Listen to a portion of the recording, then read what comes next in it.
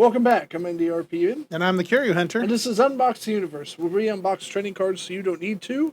And this is a second quarter recap of some of the cards that we've opened this past quarter. We're a little late to get to it, but Curio and I have assembled, I think, 10 or 11 cards each. Right. It's sort of a sampling of some of our, and it's not necessarily our biggest hits, although those definitely were in the running. Yep. But these are just cards that spoke to us, or cards that sort of summed up the box or the packs that we opened, I think. Yeah. So, you want me to start kicking things off? Yeah, I think you may have had one extra card than I did, so yeah, All right. That's okay. Well, starting off, I've just got, looks like, ship plans of the Enterprise. We had done a Star Wars set, and so like the schematics kind of speaks to me. I believe that was a gift from one of our viewers. Thank you, Jared from Illinois. Yeah, thank you, Jared. That one was a real popular one. Well, I'll go next. One of our more popular episodes, I think it had a really funny thumbnail, was this holographic, and of the cards that we opened in this series, it was the only one that was really like that. But this is a holographic Captain Kirk card from our Star Trek trading card set that we opened. I picked that as one of my favorites. All right. Next up, I have Envy from our Disney Aura, the Cacao Aura set. And they were all very pretty. Yes. It's hard to pick one, but just sort of the thinking of looking at all these cards. Envy is the sort of envious here. So sure. That was my lame tie-in on that one. Well, this one is actually a stand-up piece, but this is Jonah 1-4. We did a Bible set. For our Easter episode. Yeah, my first Bible, I think. Beginner's Bible. Beginner's Bible, that is it. Which you can go, all of these things that we're talking about, by the way, you can go back and watch if anything piques your interest. The Beginner's Bible, this is a punch-out figure for Jonah, but I just thought the novelty of some of these card packs that they make for kids to get them more involved in the actual, like this one, you can actually do something with a card, which a kid is going to want to do. I just like the novelty of that. If you flip it over on the backside, you can see Jonah's backside, and when you stand him up, of course, I didn't do it because I wanted to sleeve him, but he actually would stand up as a little character, and you'd be able to see him. I just think the novelty of that's awesome. Okay. Next up, I have Angel Wings. Ooh. We've done a couple of My Little Pony episodes, and so just I felt like I really needed to have something that was sort of representative from all of our My Little Pony ones, and we've still got more slated to do. You'll see Declan Dan back before long, so don't worry. But I wanted to throw that one in. So these two I pulled, and I want to show both of them. They're both from our Minecraft series that we had, and one is a GR, one is a super rare. We're not sure the value of them. But what Curio and I had talked about a ton with these Minecraft cards is literally, it's like they stuck everything on a piece of cardboard that you could. Embossing, raised lettering, holographics, inlays. They do it all. And these were not the most expensive card packs to get. And yet, look how shiny, look how like action-packed they are. I mean, they really, and I think for bang for your buck, right? Well, if you like design, and it could be, like the different demographics they're going for. Obviously, it's not collectors, right? But if you're going for the kid that's scraping together a little bit of pocket change that wants to get some cards and stuff like that, I mean, like this could be something for them, and it gives them a lot of really neat things to look at, things you can trade. For not being too expensive. So I can get behind that because I think, before you get collectors, you have to have people that are interested in cards, in trading, and showing off to your friends and stuff. And I think that's Well, and I'm sort of baffled on how you could produce a card that pretty for what they cost. And even though these were of the higher rating system as far as the cards fell, even the commons and stuff still implemented pieces of this same artwork, you know. They also had holographs and stuff like that. I just thought it was really awesome, and I wanted to make sure that I reshared those for you guys. You should check out the video for sure. My next one is Maurice's Machine from Disney Lorcana, and the set is going to escape me. I don't think I don't think that was Reign of Jafar. It may be Akisia's Island, but Mm-hmm. in any case, I picked this machine, and it's not. This is like maybe an uncommon card, so there's Mm-hmm. nothing particularly special about it. But that machine speaks to me, and Mm-hmm. the reason I'm going to share just a 30-second story. My dad and I, back before I was married, had family, and now I have no free time. But back when I had more free time, we would do a lot of prop work and crew work for the local community college theater. And one of the, when you did Beauty and the Beast, one of the machines that we made, put a lot of time on, was we made a Maurice's machine. It had a little axe that chopped and stuff. It had whirligigs. We had like little, like a smoke machine in there that would come out. I mean, we really put a lot into it. And it's one of those fond memories of a time that I got to spend doing something with my dad and stuff. And so, like, whenever I see Maurice's machine, it brings me back to those fun memories. So I had to throw that one in there. Okay. Next up for me, and we sort of spoke on this. We didn't necessarily pick these cards because of their value. But we had opened these, and this goes back to the same thing I was saying with that last set. These came from a Peppa Pig collection. And while I'm not the biggest fan of the cartoon Peppa Pig when it comes to little kids, these cards are phenomenal for two reasons. And they had a whole series of activity cards here. But these ones are Halloween stickers that you can peel out and put wherever you want. What little kid doesn't want to do that? And then this one here, I flipped it over this side so you could see it. But this one is actually a coloring card. What little kid doesn't want to color on their card? They take it, they play with it. And this is actually saying, hey, that's okay. You can do that. And I just love the idea that they're making card collecting accessible on whatever level kids want to. And piggybacking off of that, get with Peppa Pig. Okay. But piggybacking off of that, like for me, Little Miss Curio Hunter, I'm trying to get her into cards. And this is an excellent way for me to sort of bring that love of cards to her level and stuff. And she wants to be like Daddy and stuff. And so, like, I think that's a good idea. Yeah. Next one up, I'll just grab one here, is House of the Dragon. Ooh, yeah. And that was a set that we Iron had Throne. done. And I'm not sure we got any of the hits when we opened this. So there are still hits out in that box, which we will get to eventually and stuff. But it might take the next season starting up before we get it back on the schedule. But I just thought the Iron Throne, for those that watched Game of Thrones before House of the Dragon, the Iron Throne is very iconic set piece, and so that's why I chose that particular one. Okay. Before we go a little bit further, we have a quick trailer we want to show you guys.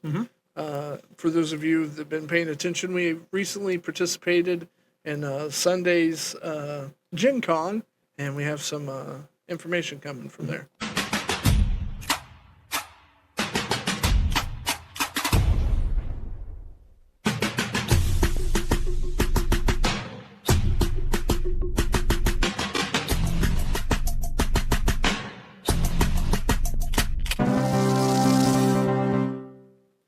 So yeah, you'll have to look forward to that. We've got a bunch of content coming. Curio's been working on a secondary set for us.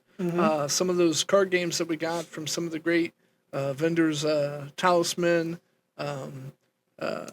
Flying Frogs Productions, Valley of the Serpent King. Done some Universes stuff. Spicy Dice, all of them. Right. We're going to get to all of them. We've been working them through our schedule. We've got a set.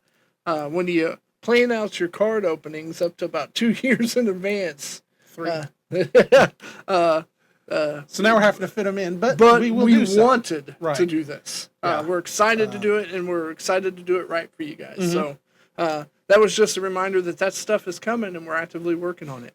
All right, I'm going to hop in again because I think I've got a few more than you, and I think we want to save that for the last. So I am going to put up there a CR of Ariel, and I don't know if you can see it as well. See that a little better, but we had done a Disney Princess box, and this was one of those, and it was one of those like PVC cards and stuff like that, CR and rarity. But I just thought, that was one of the hits or whatever from our Disney Princess box. Yeah, that's one of those that when we opened it, there wasn't a single card in there that didn't look beautiful. Really. You know, and I'm thinking, like, if you've got kids, that could be a box for you Yep. and stuff. So, and if you're interested, go back and check out our video on that one. Well, this one I just loved because of the context of who it was. But this is an ultra rare from our Star Wars box, and to be honest, not a super rare card. But it's Obi-Wan Kenobi. Hello there. And I just thought it was a great portrait of him. Yeah. So I remember telling Curio when I pulled that one, and there were some great cards in there. But I told him that was one of my favorites. Yep. Our Star Wars pre-release. And Yep. It's one of my favorite boxes. And Yeah. I've got quite a bit of the collection. So sometime I'll have to bring in the binder and show that one off. Next one I've got up here is a very persuasive. We had done a Lilo and Stitch box in honor of the live-action movie that just came out. And so, and that was just cool. And you know, you see these lenticular sort of 3D ones every once in a while, and we hit that, so I had to include it. Up next for me, consecutively here is going to be some superheroes. I hope you guys like that as much as I do. But this came from one of our DC. How do you pronounce that? Caillou, That's it. I was way off. Caillou DC Series 1. Yep. In fact, all of these I think came from Series 1. But this was a Superman card, and I believe it was in the series. DCJS, it's card number 13. But for those of you that know IndieRPM, I'm a big Superman fan. So I pulled that one for me. There you go. All right. In the theme of the lenticulars and movie theme ones, this is a Jurassic World Fallen Kingdom. We had done that in honor of the new Jurassic Park movie that just came out this year. And there was a ton of neat cards in this. Some that changed color or, you know, like temperature or sunlight kind of revealed it. There were textured ones. And then they had some of these lenticular ones. So I had to pick one to share. So that's the one that I went with. For me, this is actually Upper Deck's annual DC box that we opened. I'm a big fan of Dick Grayson, who was Nightwing and Robin. But this showcases all the Titans. But I took it, and just like the other ones, you can see right there, this one has the 3D effect as well. It's an actual cover for a Titans comic book. All right. Next one is a autograph card of Mark Rolston. We started a new series or whatever called Unbox the Unknown. And this was from our first and basically the premise is we open up a hot pack from different things. It could be James Bond, it could be Star Wars, it could be Star Trek, it could even be NASCAR. I mean, like it about anything. And the first one that we pulled out of the bag just happened to be a Star Trek one, and we got this autograph. So I thought I would include that. Okay. Up next for me, one of my favorites. There's Robin. First comic book I ever picked up. Oh no, that's a fib. I about said it was a Robin, but it was not. It was a Flash comic. But no, this was also in that same series, Caillou DC box Series 1. But I Love Me Robin. I want to say that was in one of the first packs that I opened. You'd have to watch the episode to find out. But yep, I love that one a lot. All right, I'm going to hop in here with maybe two of them and let Indy finish things off. This one was from the Blizzard Legacy. I think it's Blizzard Legacy Collection. Rock and roll, and so it covers things from like Diablo and other games, but also Blizzard came out with Rock and Roll Racing, which was like a Super Nintendo game, a race car game that I've played an awful lot, and I will probably play again, especially as Little Miss Curio Hunter is able to start working gaming controls and stuff like that. But Rock and Roll Racing was one of the ones that I have done, so instant nostalgia came back on that one. I've got one more I'm going to throw out here.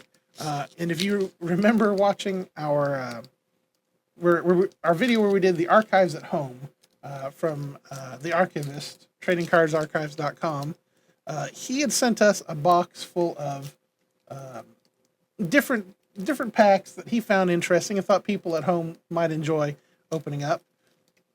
And this one came from Studio Ghibli. And I believe he said that it was the hit pack, Mm-hmm. and he wanted us to open it while we were doing a collaboration video with him, and we did. And this is the card that we got out of that one. And he seemed pretty ecstatic. He was about very excited. Now, I will say, it is numbered 46 out of 399 by Moon Card. That is the company. But he had said, like, maybe there was only, before we opened this, I think he said there's only like 3 of these packs unopened in existence as far as, like, he knew or whatever. And then we went and opened one or whatever. And this is the hit that we got. And so, to me, that's something pretty special. The fact that he was sharing that with us and stuff. Because we opened trading cards, so you don't need to. That's right. No pack was left unopened. There you go. So that was the last one for my second quarter recap. Speaking of things not left unopened. That's right. Recently, I had done, and I saved this back over here, a short where I did an Indiana Jones Heritage trading cards. Now, Curio is a pretty big That's Indiana right. Jones Big fan. fan. And obviously I am too. I don't know if he's put it together, but my name is Indy. That would make me short rounders. I'm going to get you a little Yankees cap. Oh, man. But- Okie dokie, Dr. Jones. Hold on to your potatoes. But during that pack, I was surprised to find a piece of gum in it. And since we opened things so you don't need to, I proceeded to eat the piece of gum. 40 years old, Yeah. that gum is. Yeah, it was my the same goodness. age as I was. It was, the back of the card, I think, says 81. Let me look here. Because I double-checked this.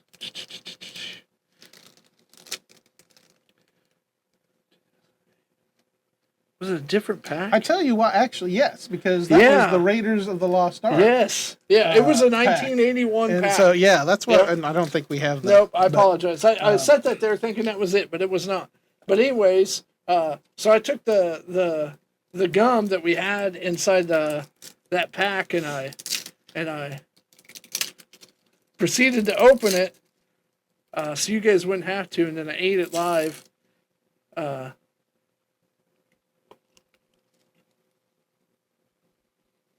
On air during the video. Now, I'm gonna be honest.